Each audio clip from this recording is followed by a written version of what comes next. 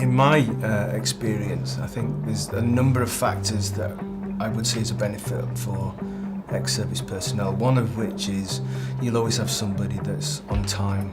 They'll be where they say they're going to be, they'll do what they say they're going to do. They're very good at following processes, they're very adaptable to new situations. They're never afraid of hard work. They generally come with a good back record, a good background, a good work history. They've got a whole set of life experiences that are pretty unique that they can adapt to a civilian environment to give a completely different approach to day-to-day problems, day-to-day tasks and day-to-day situations, I would say.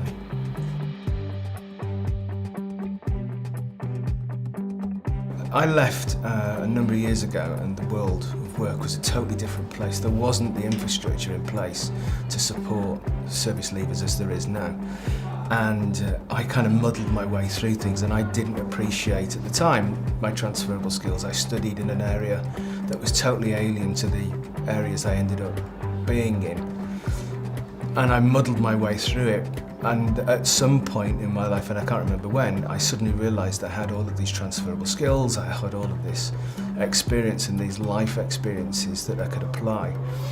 One of the benefits I see for my own personal situation, because it happened a lot in the military, is being thrown into totally alien situations and having to adapt and having to respond to the given situation. And I tended to make a success of it. It tended to work for me. And the only problem is now I love going into new situations, and I like moving on to the next situation sometimes before I finish the situation I'm in. But I found that adaptability, they're not afraid to get stuck in, not afraid to do the hard work. That's one of the things that I carry from the Air Force, certainly.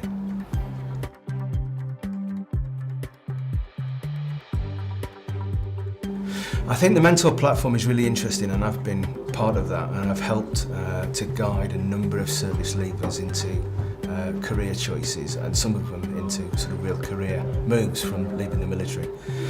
It's not a prescriptive approach. My experience has been that it's done on a case-by-case basis, because everybody leaving the services has different needs. So by talking to the individual concerned, finding out what their transferable skills are, what their strengths are, what they're not good at, where they want to live, but also opening their mind to what they can achieve, what they can do when they leave the military. And having been in recruitment for 20 years, knowing lots of different types of companies, what different types of companies do, and what the transferable skills are into civilian life, that's what we've been able to, that's the benefit we've been able to add to service leavers from a mentoring perspective.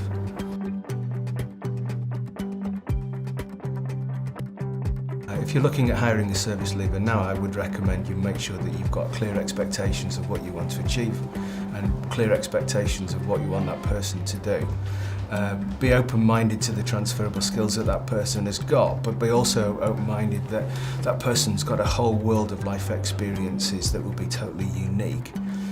They will be able to approach things from a totally different standpoint from somebody that is trained and who's evolved in your particular industry. Bringing somebody from outside that industry with a service background will give you a whole new approach to problem solving and to tasks. And when the times get tough, when the stress starts to get felt within the business environment, you know, that service leaver will invariably deal with it in a totally different way.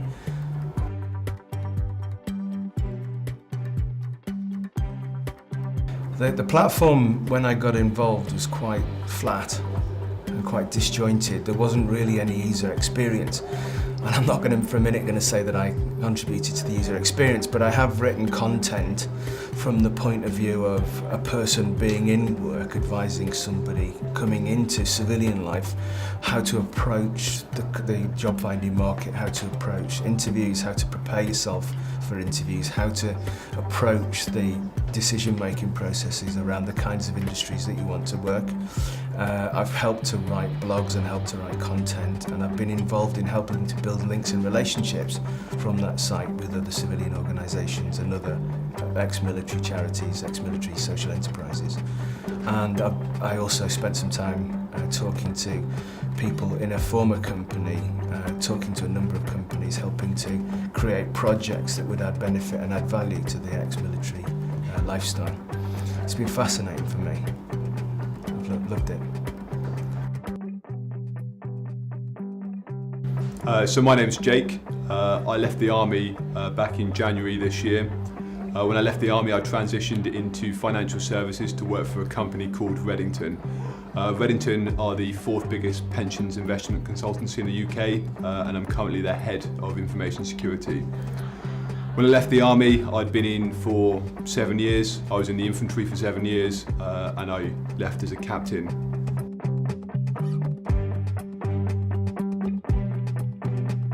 So I guess there are 3 things really. Firstly, it was an area that I was really interested in, I was really passionate about, and I guess half the battle of going to work is doing something you're really interested in. Secondly, I think there's a huge amount of potential.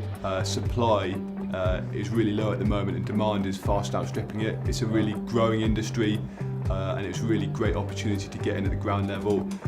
And I guess the third reason why I got in was because there's a lot of transferable skills from the military in terms of leadership, communication and having that security mindset.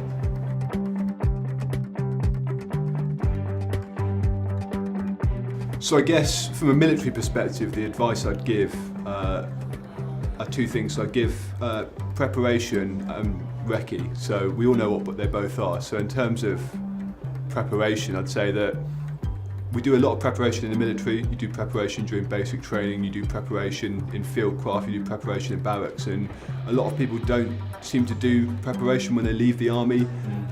They leave the services and they fail to prepare. You know, they're stuck in jobs they don't want to go into. They don't do the time before, whether that's courses, whether that's personal learning, etc., etc. So yeah, networking as well. You just need to prepare. And recce's the second one, and it's quite an obvious one, and there's always that phrase, time spent in reconnaissance is seldom wasted. You know, we love to shove it down your throat in the Army, but again, people don't do it when they leave, and it's recceing companies, not just Google searching them, but going on LinkedIn, looking for ex-military in the company, going for a coffee with them, finding out more about different industries. You know, there's so many industries and opportunities in London that you just need to find out more about, and if you can't get hold of someone, there's so many different ways to find out their details, get in touch with them and find out more information.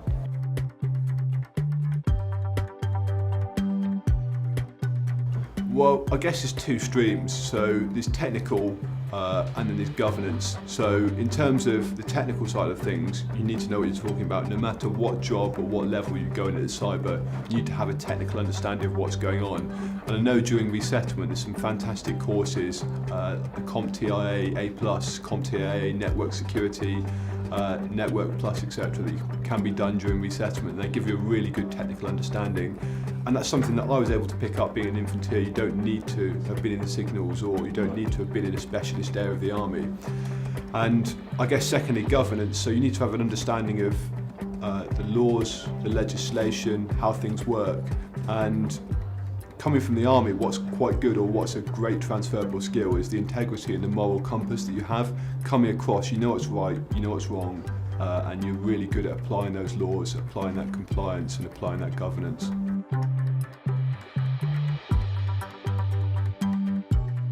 Going back from earlier, I'd say that preparation and reconnaissance are the most important things, and because it's such a different career to what you've done in the Army or elsewhere in the armed forces, preparation is so important. You know, you have to spend the time learning the trade, you have to spend the time learning the technical side of things, you have to spend the time learning the governance side of things. You know, it's not something you can just walk into. You know, it's a really new, it's a really advanced field, and you've got to put the hours in. And rightly so. You know, if you do put that time in, you will be rewarded.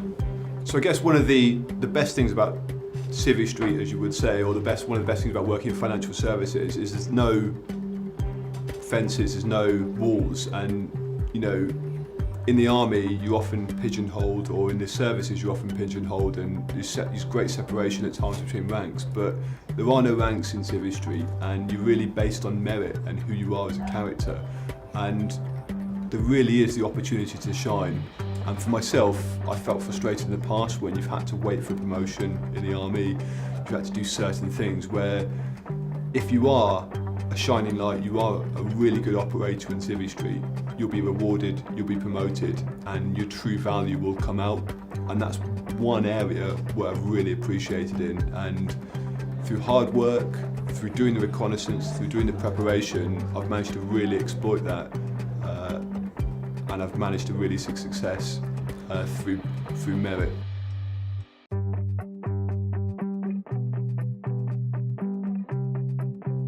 Thank you is the first thing to say. Thank you for allowing me to be a part of this, because I'm privileged to be. Ex-Forces, we focus purely on enterprise. We focus on helping people get into self-employment and business ownership. So what that actually means is that we need to collaborate and partner with organisations who focus on recruitment. Those people who understand how to assess people for a particular job and then match them up with a vacancy. And so for us, that relationship then with Ex-Military Careers works really, really well, because we allow them to focus on what they do well, and then we can focus on what we do well. The transition that anybody coming out of the military actually has, we all know, is fraught with pitfalls and barriers, and trying to overcome some anxieties about moving into a new environment. And so I think one of the ways that Ex-Forces helps people get over that is through the collaborative efforts that we've got with other organisations. We do a lot of work with military charities. We do a lot of work with corporate organisations. We've got a number of organisations that are military owned, that are now ex-military owned. You know, their shareholders, the shareholders used to be in the military. And it's a case that those experiences that those people bring to the self-employment and business ownership world are invaluable. And so we want to forge deeper and broader connections with those organisations that are owned by people who used to work in the military. So again, maybe not just Ex-Military Careers, but also looking to the other organisations, to SODA and Broadgate, in terms of the organisations that are run here. You provide inspirational role models for those people who are transitioning out of the military. And the more inspirational role models we can find for these people, then the better it's going to be.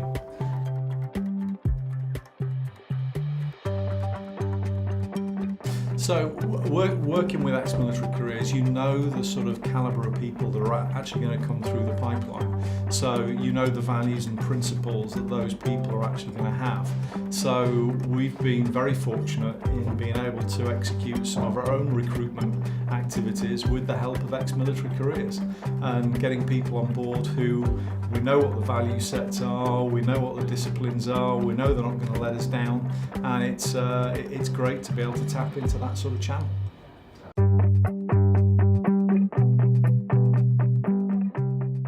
Good morning from Canada. It's about -4 at the moment. I'm currently sat in a gunner's hatch of a Warrior, and I cannot wait to swap this environment for an office one. So I was fortunate enough to meet Ben, the director at Ex-Military Careers, in a pub over a week's leave in Derbyshire. And we got chatting, and in fact we got to know each other, and I told him how I wanted to be in London and how I wanted a job with a potential to rise and increase and promote through life and earn a commission. And he offered me a week's work experience down in London, and I was over the moon. So I took straight back to my training command, who were very supportive, and then they offered me a week off over Christmas. So I think the exact same week I booked my train and booked my hotel, not really knowing what to expect when I got down there. I was rather nervous more so than anything, and as soon as I got there, the nerves were eased straight away from the team that was surrounding me. Everyone was very helpful, everyone was very willing to help and give as much advice as possible. And I really recommend that anyone leaving the army to take advantage of work experience and try and go out there and show what you can do and what you're capable of within the world that you want to be in. That opportunity was given to me, and I took advantage of it, and now hopefully in August I'll be joining the great team that was there. Everyone was supportive, everyone was so helpful, and I cannot wait to make a whole new bunch of friends and move to a whole new place and be in a whole different career, despite it being completely different from the current one that I'm in. So 3 years, I aim to be a senior consultant with a high amount of commission coming in every month. I want to be progressing as quickly, as fast as possible, because the army sort of slows down your career. It's more of a slow progression. And for the soldiers leaving, what would you recommend for them? So don't accept average. Take work experience, go away for weeks, go and do things that you want to do, go to places that you want to be, such as London. I would have never have thought as a 21-year-old lad that I could be in London working, earning a high amount of money within this company. I think it's a great opportunity that I've been given, and I recommend to anyone, just do as much as you can, be as active and proactive with everything that you do, otherwise you're just going to be an average.